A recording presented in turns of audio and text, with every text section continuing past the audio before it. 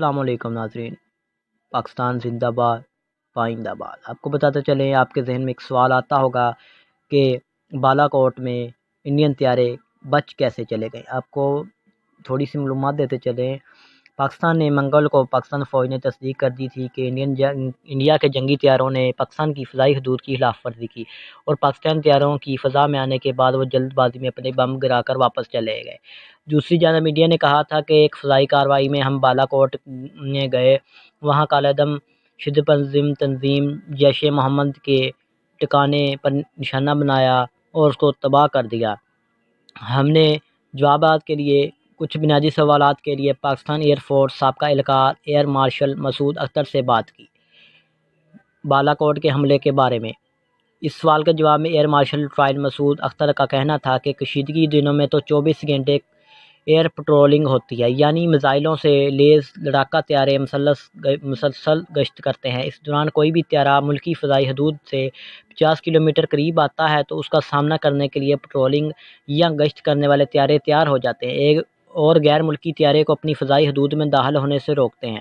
امن کے دنوں میں اگر کوئی غیر ملکی طیارے 10 کلومیٹر تک اندر آ جائیں تو اسے مارا نہیں جاتا، بلکہ وارننگ دے کر واپس جانے پر مجبور کیا جاتا ہے۔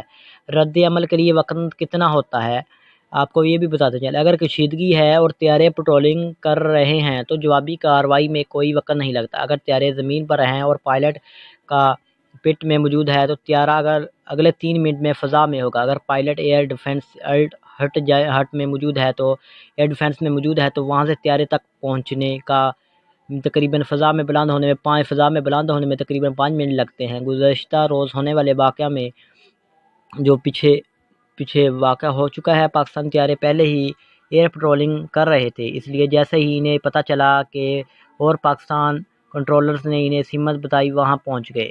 ایئر مارشل ریٹائرڈ مسعود اختر کا کہنا ہے کہ شاید دونوں جانب سے ہدایات دی گئی تھی کہ براہ راست جھڑپ نہیں کرنی، اس لیے پاکستانی طیاروں نے انہیں مار گرانے کی کوشش کرنے کے بجائے واپس جانے پر مجبور کیا، جبکہ انڈین طیاروں نے بھی پاکستانی طیاروں کا سامنا نہیں کیا، جلدی سے پے لوڈ گرایا اور تیزی سے وہاں سے نکل گئے۔ زمینی اور فضائی فاصلہ یہ بھی بتاتے چلیں، اگر انڈین طیاروں نے بالا کوٹ کے قریب بم گرائے ہیں تو اس کا مطلب ہے کہ وہ تقریباً 40 کلومیٹر پاکستان حدود کے اندر آئے تھے۔ لڑاکا طیارے 40 کلومیٹر کا فاصلہ 4 سے 5 منٹ میں طے کر لیتے ہیں۔ ماہرین کے مطابق دنیا کے ترقی یافتہ ممالک کی ایئر فورسز کے رد عمل کا وقت بھی 8 منٹ یا اس سے زیادہ ہے۔ پے لوڈ کیا ہوتا ہے یہ بھی بتاتے چلیں، طیارے کے پروں کے نیچے جو بھی چیز لگی ہوتی ہے وہ پے لوڈ کہلاتی ہے، مثلاً میزائل، بم اور راکٹ، یہ سب پے لوڈ میں شامل ہے۔ طیارے کی رفتار بڑھانے کے لیے طیارے کو ہلکا کرنا پڑتا ہے تاکہ تیزی سے کسی جگہ سے نکلا جا سکے اور پیچھے سے آنے والے طیارے آپ کو مار نہ سکے۔ حالیہ واقعے میں انڈین طیاروں نے اسی لیے پے لوڈ کیا، یعنی اپنا گولہ بارود گرا کر اپنے وزن کم کیا اور تیزی سے وہاں سے نکل گئے۔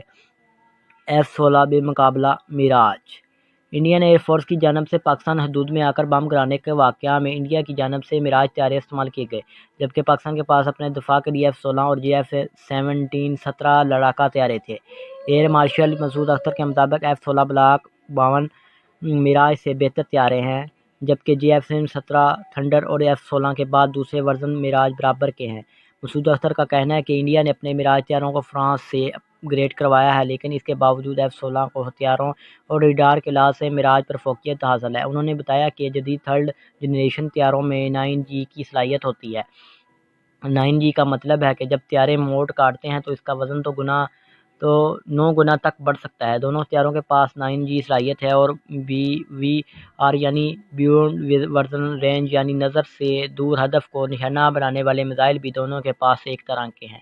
رول جنگ کے قواعد۔ ایئر مارشل مسعود اختر کے مطابق حالیہ واقعہ میں دونوں طرف سے رولز آف انگیجمنٹس یہ تھے کہ اگر مارنا پڑ جائے تو مار دو، لیکن کوشش یہ ہوگی کہ جھڑپ سے بچنا ہے تاکہ جنگ بڑھ نہ جائے۔ پاکستان کی جانب سے یہ کوشش تھی کہ انڈین طیاروں کو روکا جائے اور دھمکایا جائے تاکہ وہ بھاگ جائیں۔ مسعود اختر کے مطابق انڈین پائلٹوں کو بھی کہا گیا ہوگا کہ آپ نے دشمن طیارے کو تلاش کر کے لڑنا نہیں ہے اور جلدی نکلنا ہے، انہوں نے بھی بس یہ دکھانا ہی تھا کہ انہوں نے سرجیکل اسٹرائک کی ہے۔ ایئر مارشل مسعود اختر کے بقول دونوں جانب سے جنگ کو بڑھانا مقصد نہیں تھا۔ اس کا کہنا تھا کہ جب زمینی سرحد پر سپاہی لڑتے ہیں تو اس سے ایک بڑی جنگ چھڑنے کا امکان کم ہوتا ہے، لیکن اگر طیارے کئی میل اندر گرا دیے جائیں تو حالات کافی خراب ہو سکتے ہیں۔ عام حالات میں جنگ کے قواعد مختلف ہوتے ہیں، اور وہ یہ اگر کسی غیر ملکی طیارے کو گرانا ہے تو اس طرح کہ اس کا ملبہ اپنی سرحد کے 10 کلومیٹر اندر گرے۔ اس کی وجہ بتاتے ہیں مسعود اختر کا کہنا تھا، اس سے یہ ثابت ہوگا کہ دوسروں نے حدود کی خلاف ورزی کی تھی۔ اگر ملبہ پڑوسی ملک میں پایا گیا تو اس کا مطلب یہ ہوگا کہ آپ نے اندر گھس کر کارروائی کی۔ اگر یہ تھوڑی سی آپ کو انفارمیشن پسند آئی ہو تو ہماری چینل کو لائک کریں، شیئر کریں۔ تھینکس۔